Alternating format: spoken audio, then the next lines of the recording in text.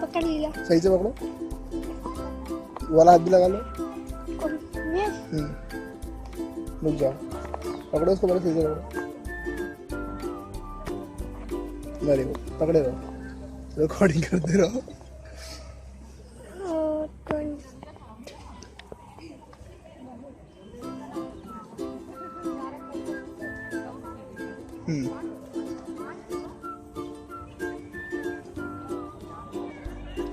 दोनों को स्टैंड मिल गया रखने के लिए फोन।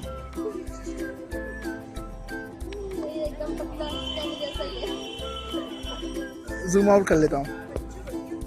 क्या हुआ भैया? क्या सबकी? बेचारे भैया ने स्टैंड को फोन दिया तो फिर से दे दिया। अच्छा स्टैंड 10 बार बार बार दे रहे हैं कैमरा लेके, अभी 10 बार और वही मंगा लो भैया, एक ही बार सारे क्यों दे रहे? हाँ तो भैया पहले जमा करा दो। अरे नहीं यार, फ्री वाले हैं।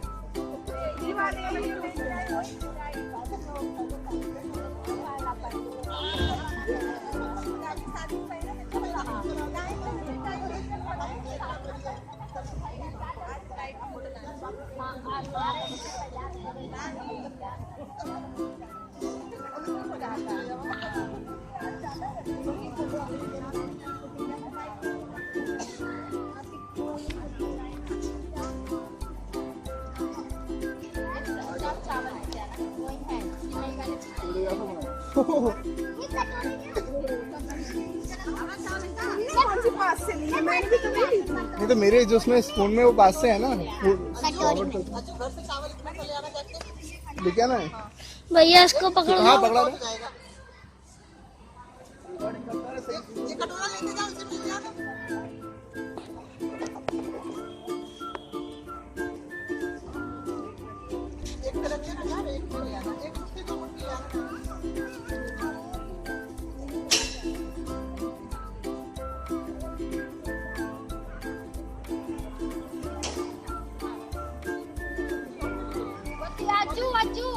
अज्जू तू बत्ती अगरबत्ती में छोड़ के लेके आना।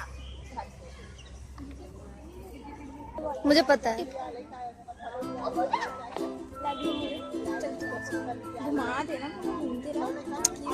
ओह माय गॉड, कैमरा मैन आ गया।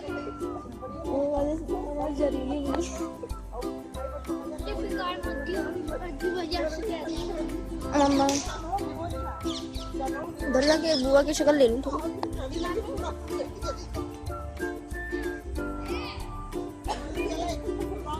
ये हट्टे बुआ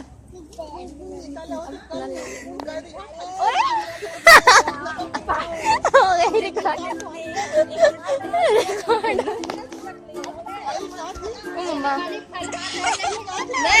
प्यारी लग रही थी। अरे हाँ हो तो रहा है।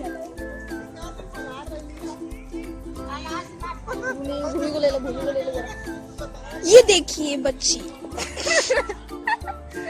बेचारी पतली हो गई आ रही है। इतना फुला डाला कि गुब्बारा मोटा कर दिया, खुद पतली हो गई।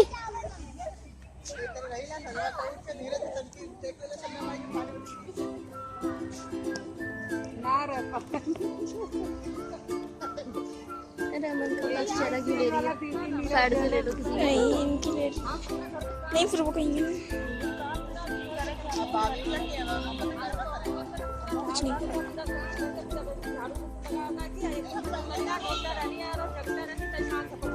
अरे इधर वालों का फोटो नहीं आ रहा। सुधर जाएगी। ऑडिशन सुधर जाने दे, इधर वालों का फोटो नहीं आ रहा।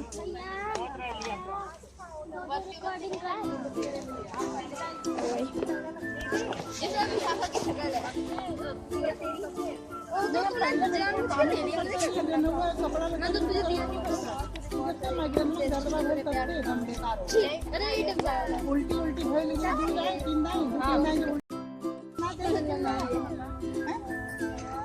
एक कदाई में तो फूल चढ़ जाई क्या डिप्टी में से पीला मला देती है हां एक दिया फूल अरे ये बंदरिया बीच में खड़ी हो गई है क्या खड़ी हो गई दिख रहा है उसका रोटा तो पीछे से दिखा ज्यादा अरे अम्मा आप अरे अब भी दिख रहा है। सीधे आ जाओ इधर से गोल गोल दिख रहा है इधर से बस ना पहले आप आओ। उनकी तरफ से जाओगे देखेगा तो और अच्छा है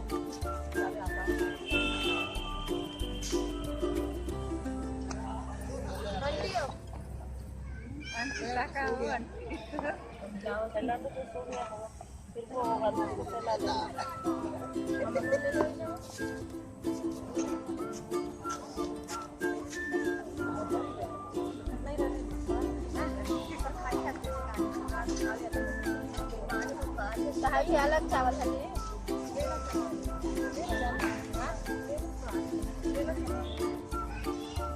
का चावल तो हम होगा सो कहिए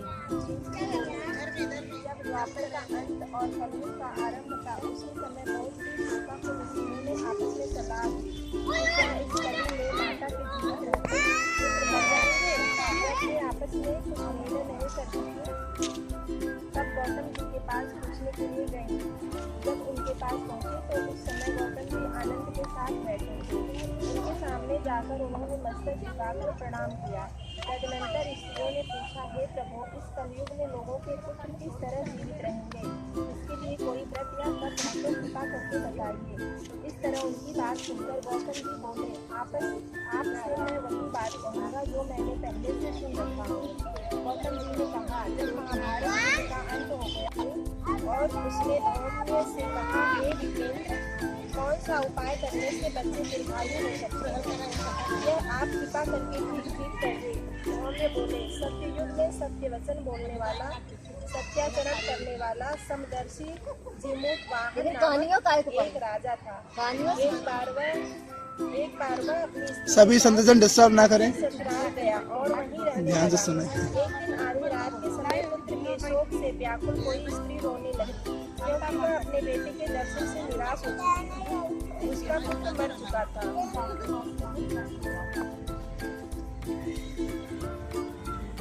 वह रोती हुई कहती थी, हाय मैं बूढ़ी माता के सामने मेरा बेटा मरा जा रहा है। उसका रुदन सुनकर राजा जीमूत वाहन का तो मानो हृदय विदीर्ण हो गया। वह तत्काल उस स्त्री के पास गया और पूछा, तुम्हारा बेटा कैसे मरा? बूढ़ी ने कहा, गरुड़ प्रतिदिन आकर गांव के लड़कों को खा जाता है। इस पर दयालु राजा ने कहा, माता अब तुम रो मत, आनंद से बैठो, मैं तुम्हारे बच्चे को बचाने का यत्न करता हूँ। ऐसा कहकर राजा उस स्थान पर गया जहाँ गरुड़ आकर प्रतिदिन मांस खाया करता था। तेजस्वी गरुड़ ने राजा का बायां अंग खा लिया तो झटपट राजा ने अपना दाहिना अंग फेरकर गरुड़ के सामने कर दिया। यह देखकर गरुड़ जी ने कहा, तुम कोई देवता हो, कौन हो? तुम मनुष्य तो नहीं जान पड़ते। अच्छा अपना जन्म और कुल बताओ। पीड़ा से व्याकुल मन वाले राजा ने कहा, हे पक्षीराज, इस तरह के प्रश्न करना व्यर्थ है, तुम अपनी इच्छा भर मेरा मांस खाओ। यह सुनकर गरुड़ रुक गए और बड़े आदर से राजा के जन्म कुल की बात पूछने लगे। राजा ने कहा, मेरी माता का नाम है शैव्या और मेरे पिता का नाम शालिवाहन है। वंश में मेरा जन्म हुआ है और जीमूत वाहन मेरा नाम है। राजा की दयालुता देखकर गरुड़ ने कहा, हे महाभाग, तुम्हारे मन में जो अभिलाषा हो वह मांगो। राजा ने कहा, हे पक्षीराज, यदि आप मुझे वर दे रहे हैं तो वर दीजिए कि आपने अब तक जिन प्राणियों को खाया है वे सब जीवित हो जाएं। हे स्वामी, अब से आप यहाँ बालकों को न खाएं और कोई ऐसा उपाय करें कि जहाँ जो उत्पन्न हो वे लोग बहुत दिनों तक जीवित रहें। धौम्य ने कहा कि पक्षीराज गरुड़ राजा को वरदान देकर स्वयं अमृत के समान नागलोक चले गए। वहाँ से अमृत लाकर उन्होंने उन मरे मनुष्यों की हड्डियों पर बरसाया। ऐसा करने से सब लोग जीवित हो गए जिनको कि पहले गरुड़ ने खाया था। राजा के त्याग और गरुड़ की कृपा से वहाँ लोग वालों का बहुत कष्ट दूर हो गया। उस समय राजा के शरीर की शोभा दूनी हो गई। राजा की दयालुता देखकर गरुड़ ने फिर कहा, मैं संसार के कल्याणार्थ एक और वरदान दूंगा। आज आश्विन कृष्ण सप्तमी के रहित शुभ अष्टमी तिथि है। आज ही तुमने यहाँ की प्रजा को जीवन दान दिया है। हे वत्स, अब से यह दिन ब्रह्म भाव हो गया है। जो मूर्ति भेद से विदित नामों से विख्यात है, वही त्रैलोक्य से पूजित दुर्गा अमृत प्राप्त करने के अर्थ में जीवित पुत्रिका कहलाई है। सो इस तिथि को जो स्त्रियां उस जीवित पुत्रिका की और उसकी आकृति बनाकर तुम्हारी पूजा करेंगी, तो दिनों दिन उनका सौभाग्य बढ़ेगा और वंश भी बढ़ती रहेगी। हे महाभाग, इस विषय में विचार करने की भी आवश्यकता नहीं है। हे राजन, सप्तमी से रहित और उदया तिथि की अष्टमी को व्रत करें, यानी सप्तमी विद्ध अष्टमी जिस दिन हो उस दिन व्रत न कर शुद्ध अष्टमी को व्रत करें और नवमी में पारण करें। यदि इस पर ध्यान न दिया गया तो फल नष्ट हो जाएगा और सौभाग्य तो अवश्य ही नष्ट हो जाएगा।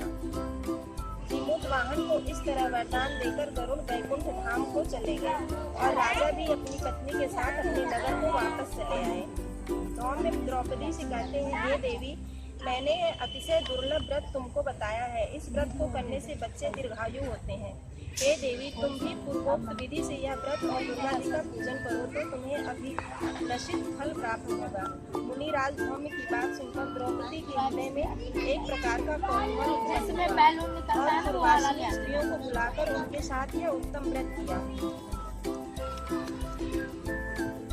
गौतम ने कहा, यह व्रत और इसके प्रभाव को किसी एक चेले ने सुन लिया और अपनी सखी सियारी को बताया। उसके बाद पीपल वृक्ष की शाखा पर बैठकर उस चिल्ली ने और उस वृक्ष के पोते में बैठकर सियारी ने ही व्रत किया।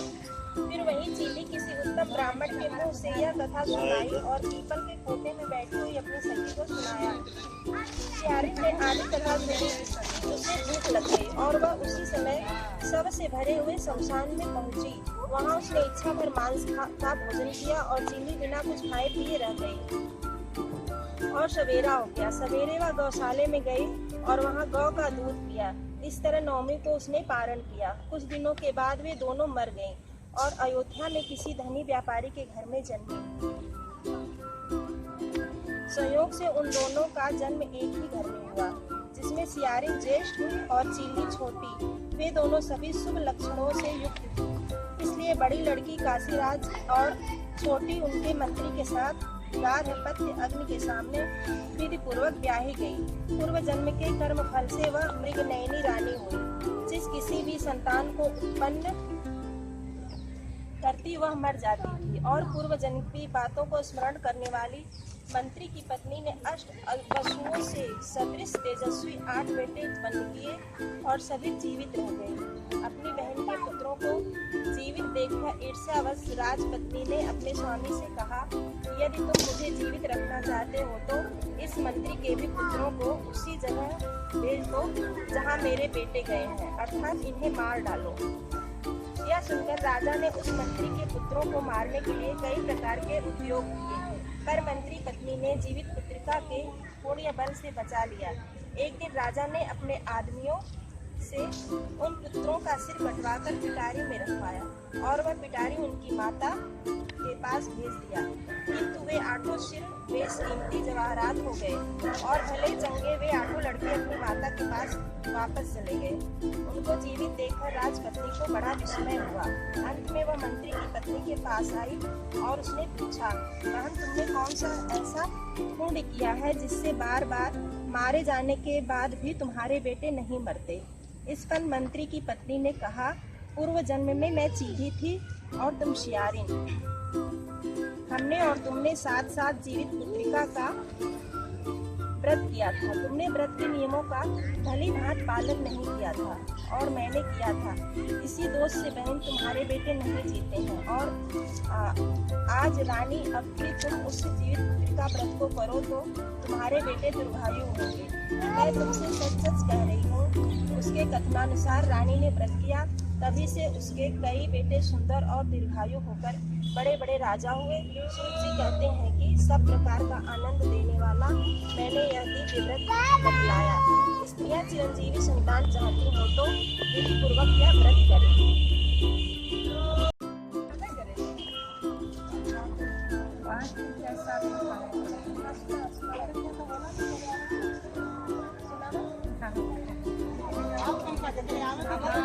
हम तो कभी नहीं ना होगा ना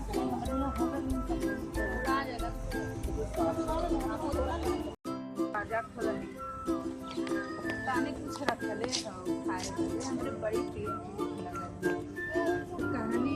हाँ माता रखले तो है वह खुदिया वाली रोटियाँ रखले हैं और हम बहुत गरीब हैं और हमारे पल्ले कुछ ना वह दे वह खाई देहनी बहुत आशीर्वाद देहनी खुश भैनी कहानी की हमारे लाइटरिंग मालूम पड़त है का करी तो कहानी की जा वही घर में को कहानी पोछी का होई का कहानी हमारे मांग में झोला पूछना करे यही पूछना।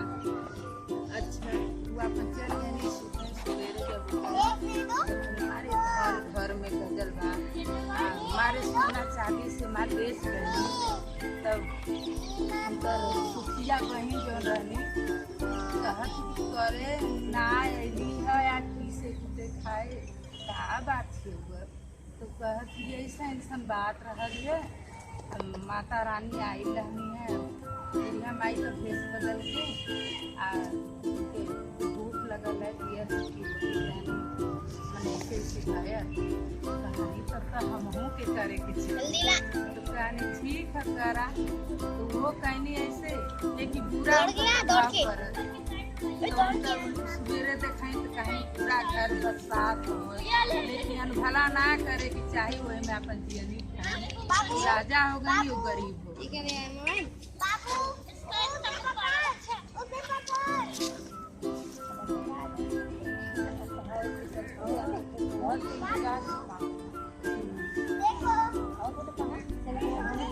नहीं तो कहानियाँ वाले को लेके पास चला था कहानियाँ लेके नहीं तो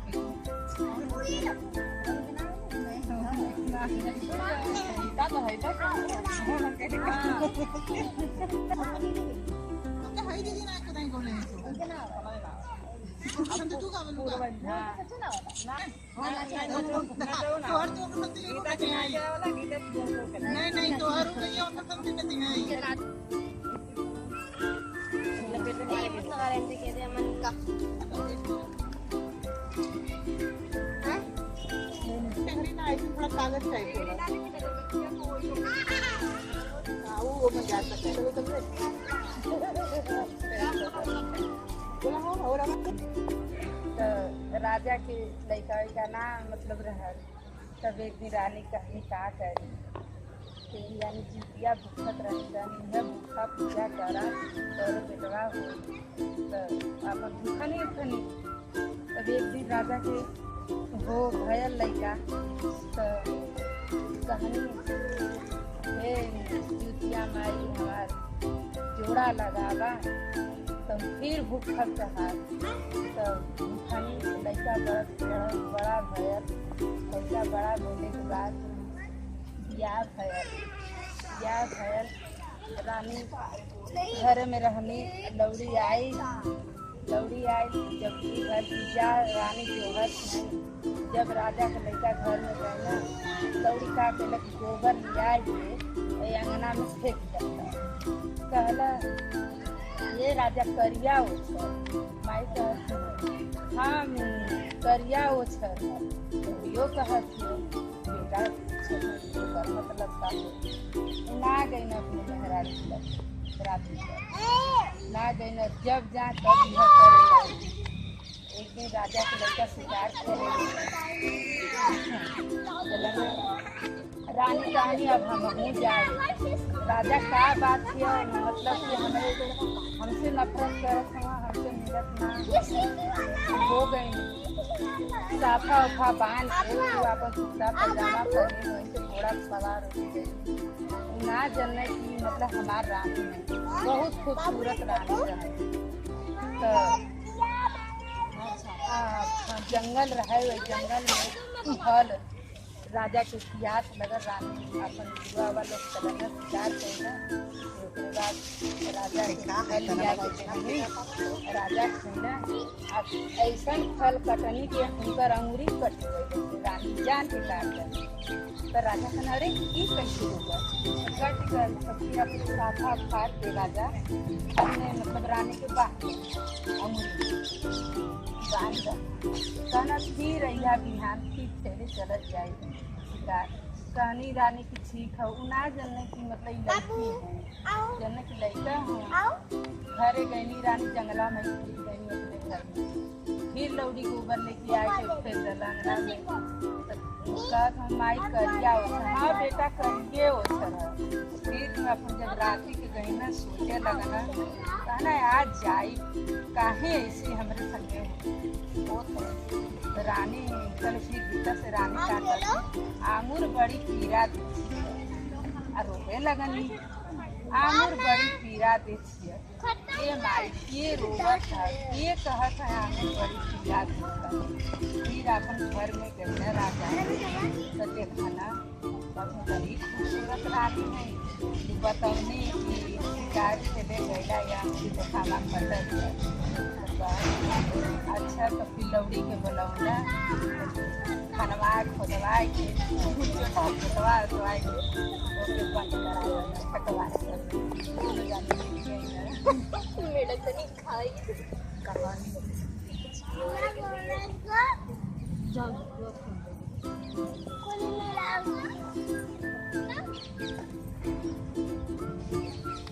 आपको कहेंगे ना बस ये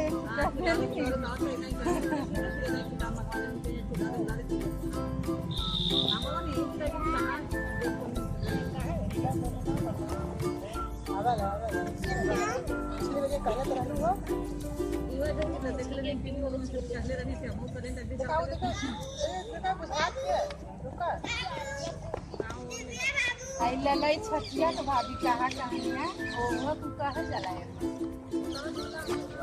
को ना कहे लो याद है मेरे याद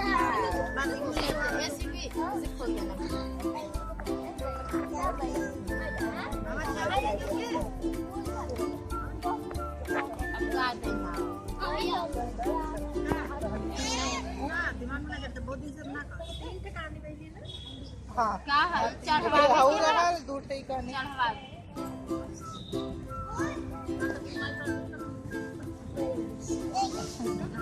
देखो माई कहाँ गई माई का खबर नहीं है ना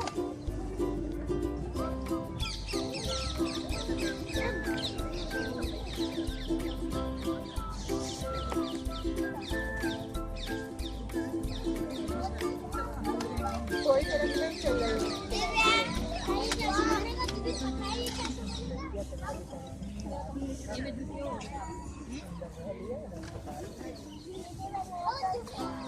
लगे जगह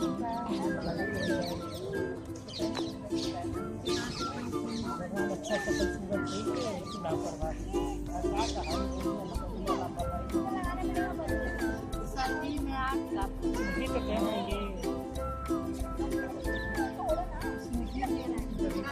अभी ये ना पता आधा पिया आवत है ना कहे चाहिए आधा पिया कहानी मगवा में पिछला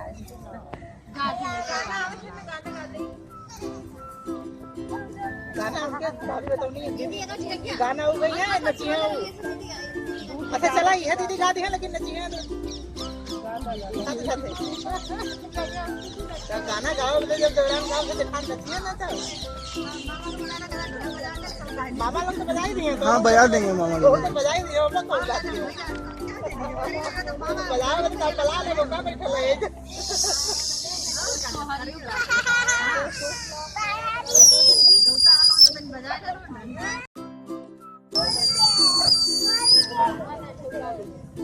बाबा तो सोचत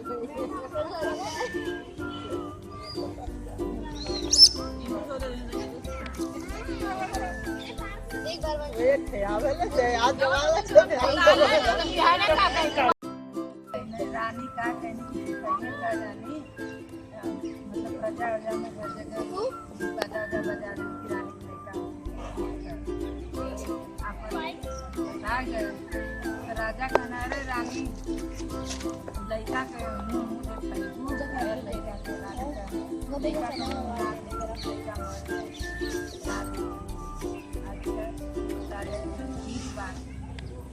लड़का बहुत बड़ा ये बात कर अरे बियाह शादी हुई लड़का कर रानी का हाँ हुई राजपूत रहना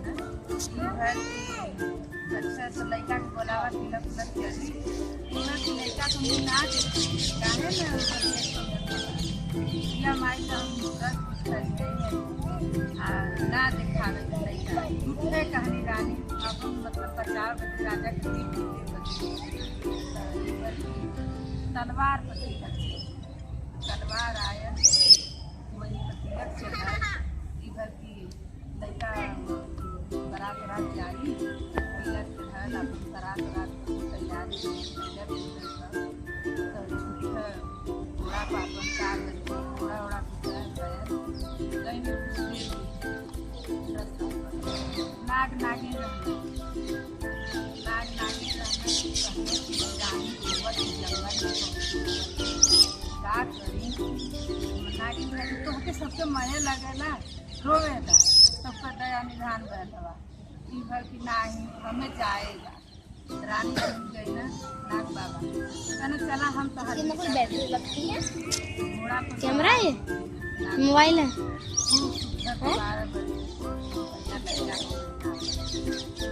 बारात करने के बाद शादी ब्याह शादी हुआ है तो आईना घरे आते अब कहानी नागिन की अब ना आईना हमारा नाग राजा का करे ज्यादा अपन पटहारी नागिन जैन में ले लो कंगी ले लो बिंदी जान गए कि नागिन काहे आइलू इतना दिन होकर सुबावत काहे ना हम बतावा हम ना रह जाए दिक्कत ही तो प्रेम नहीं पे बढ़ाओ तो हमारे प्रेम खत्म हो चल जा तब कहनी नाग बाबा कहना अपने मतलब रानी के पतों से यहाँ चिड़िए मीठा उठा मत हाँ नाक कर देना ही रहेंगी हम नागिन काट पान हीरा बनाए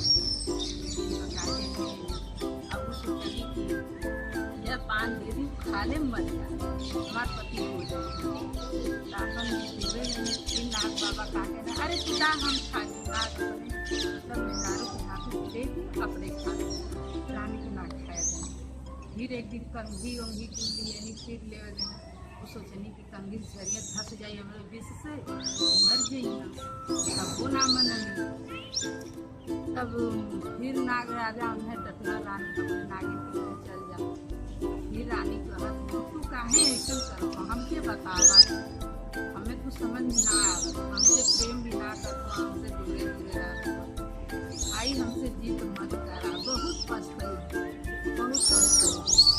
नहीं आज तुम्हें बतावे के नहीं राजू जब पटहारे में आवे तब तू ऐसे ऐसे करेला हमें मनता ना खाली दिखावती करेला कहने की चला नदी के किनारे चला नदी के किनारे गई उनके लिए नागिन भी आई कहीं डराई कहना वो नाग बाबा डराई ना के कहने की नहीं हम ना डराई तू आपको बतावा काहे हमें साथ कहेगा अपन नाग बाबा को फेस बदल दिए आए गए अब तो डराई से डराई गई तब बोलना नाग बाबा ऐसा ऐसा तोहरे मतलब राजा के लड़का ना होत रहल तो हम देखनी ऐसे ऐसे कहने अपन इज्जत बचावे बदे रानी झूठ बोलनी राजा को मन रखे हम जब बारात जात रहा तलवार पर मतलब तिलक उलक चढ़ा कर जात रहे बारात तब हम कहीं उनका सहायता करती यही नाते हम लड़का बन गई यह हमारी कहानी है। बस तब अपन नागिन समझ गई नहीं तू अपन रानी लेके चल गई नाग बाबा के, ये अपन इधर चल गई, सब जान गए कहानी।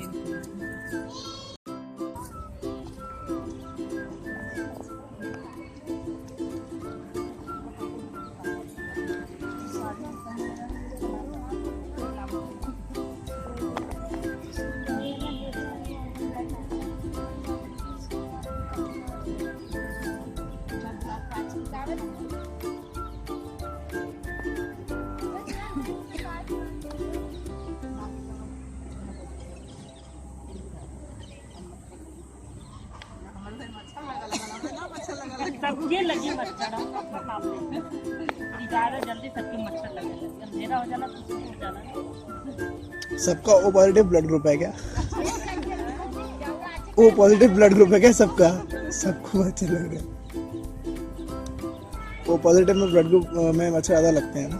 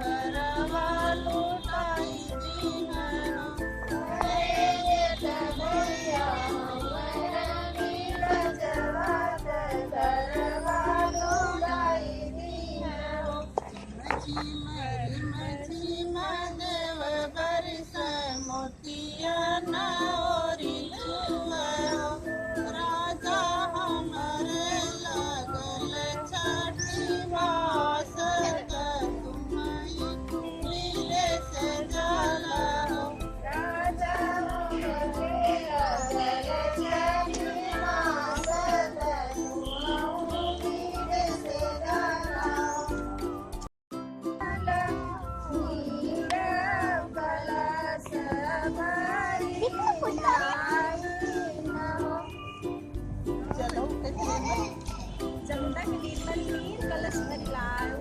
जमुना कनीर मलकीर कलश भरैया। हो गया भैया? सच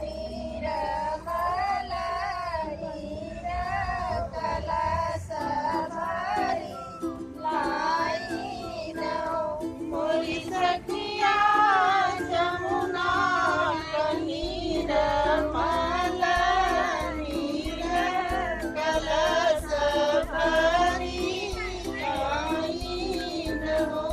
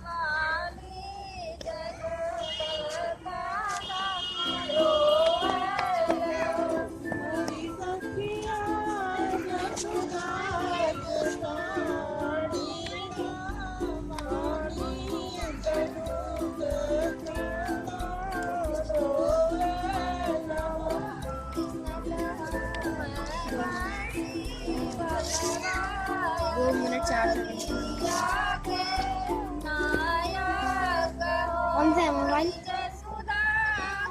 कौन सा? बढ़िया।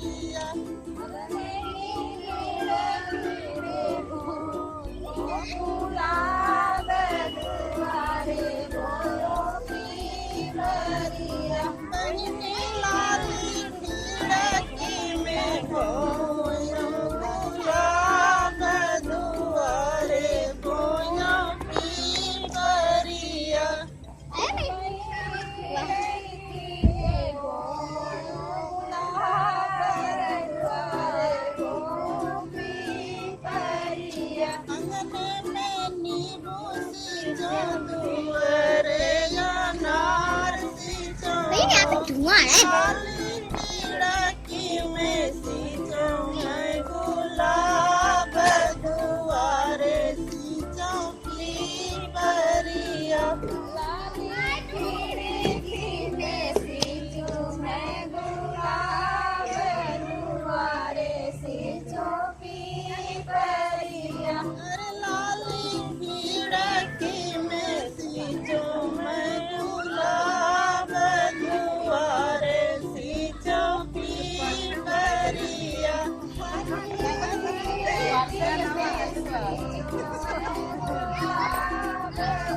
Hare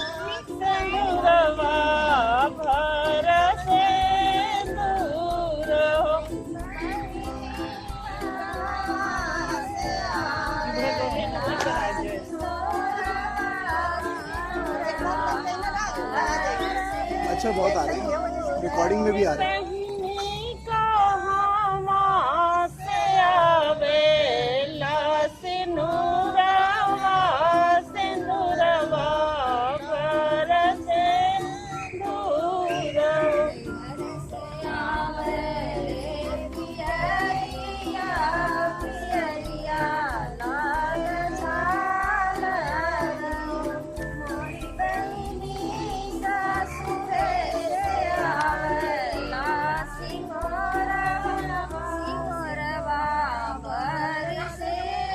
बहिनी ससुरे से आवेला सिनुरवा सिनुरवा बरसे दूर आवेले पियरिया पियरिया लागे झालरिया हे बहिनी ससुरे से आवेला सिनुरा सिनुरवा बरसे दूर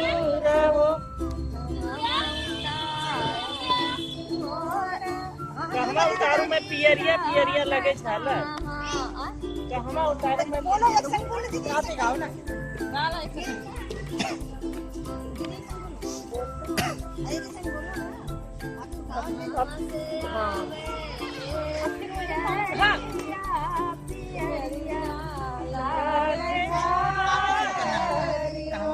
पता नहीं करे एक ही साथ में जहाँ से आए वहीं फिर पहुँच गए। हाँ कहवा उतारू में पियरिया पियरिया लागे झालरिया हे बहिनी कहवा उतारू में सिनुरवा सिनुरवा बरसे दूर हो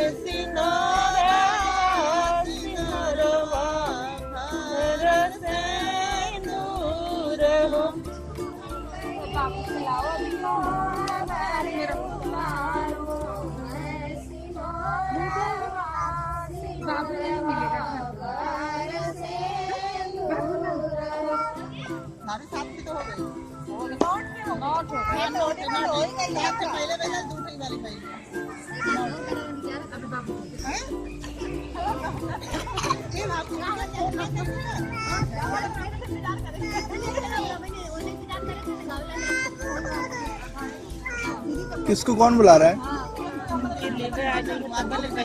तब तक गाओगे आप लोग?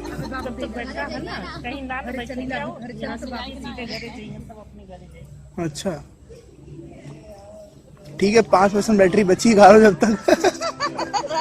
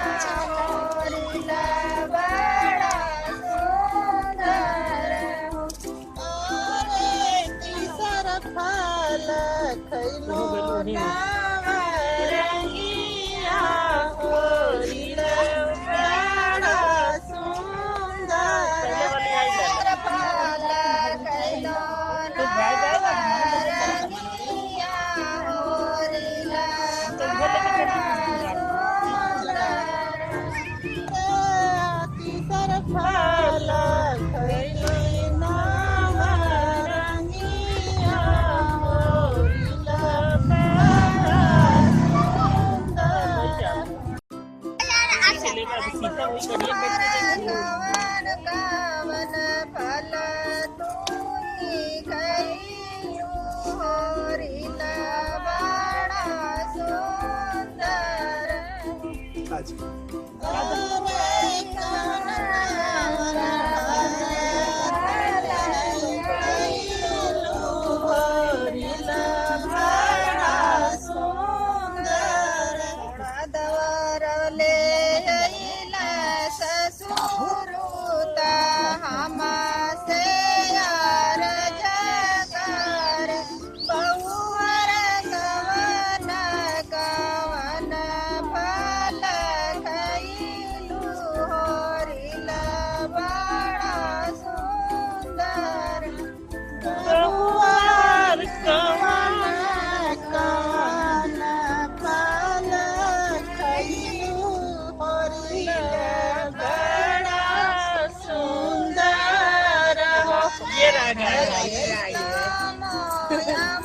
ये दिया है क्या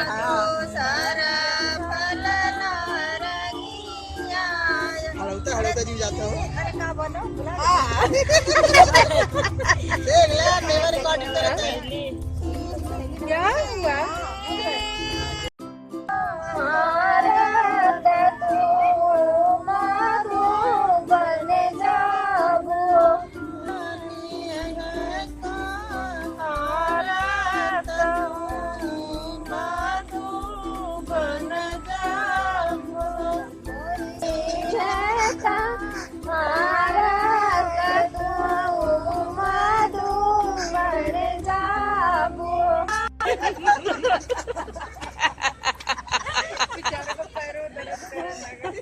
अच्छी एक्सरसाइज है जातो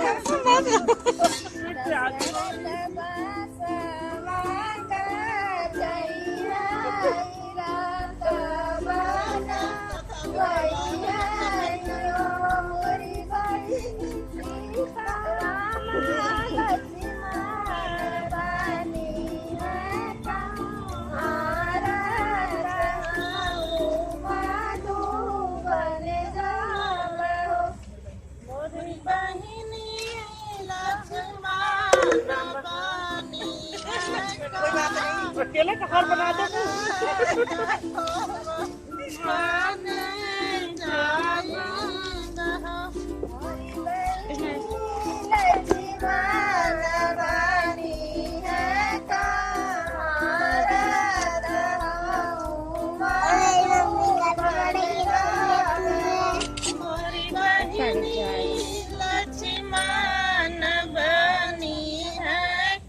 उधर देखो सामने